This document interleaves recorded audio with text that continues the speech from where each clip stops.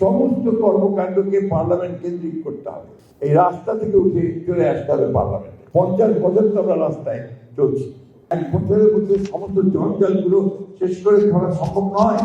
আজকে সত্যি বাংলাদেশের রাজনীতির ইতিহাসে একটা অনন্য ঘটনা যে রাষ্ট্র কাঠামো পরিবর্তন, মূলনীতির সংশোধন, একই সঙ্গে আমাদের রাজনীতিকে আরো স্বচ্ছ করা, জনগণের কাছে পৌঁছে দেওয়া, গণতন্ত্রকে সত্যিকার অর্থেই গণতন্ত্রের প্রাতিষ্ঠানিক যে প্রতিষ্ঠানগুলো আছে সেগুলোকে প্রাতিষ্ঠানিক ভাবে আরো বেশি উন্নত করা এবং গণতন্ত্রকে গণতন্ত্রের মধ্যে চলতে যাওয়া, গণতান্ত্রিক কৃষ্টি অর্থাৎ ডেমোক্রেটিক কালচারটা গড়ে ওঠা, এই ব্যাপারগুলোতে সমাজের মধ্যে সবগুলি আসতে সক্ষম হয়।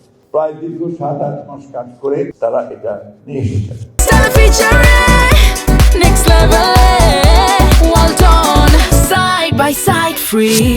একটা আনফরচুনেট ইনসিডেন্ট ঘটেছে যে ছেলেরা একটা গ্রুপ তারা এখানে আপনার এসে বসে যায়, তারপরে একটা আনফরচুনেট ঘটনা ঘটে, পুলিশ এবং ছাত্রদের মধ্যে একটা আপনার বলা যেতে পারে যে একটা ভায়োলেন্সের ঘটনা ঘটে। এই সময় এই ধরনের ঘটনাগুলো খুব গণতন্ত্রকে সাহায্য করবে না।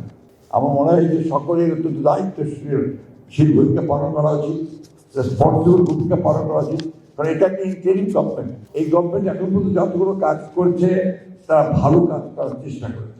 আমরা যে যতই বলি 1 বছরের মধ্যে সমস্ত জঞ্জালগুলো শেষ করে ফেলা সম্ভব নয়।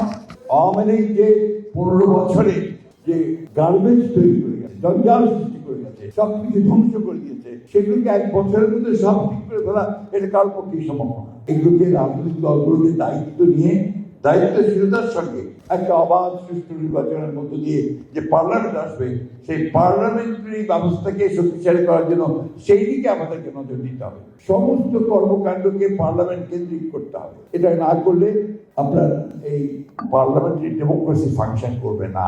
পৃথিবীর যেসব দেশে পার্লামেন্টারি ডেমোক্রেসি সফল হয়েছে সবগুলোতে কিন্তু আপনার পার্লামেন্ট কেন্দ্রবিন্দু রাজনীতি সেখানে করতে হবে।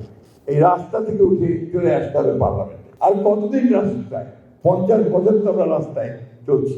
এগুলোকে ঠিক করে এই সনদের মাধ্যমে গণতন্ত্রকে যদি আমরা একটা কালচারে পরিণত করতে পারি সেই চেষ্টা আমাদের করতে হবে।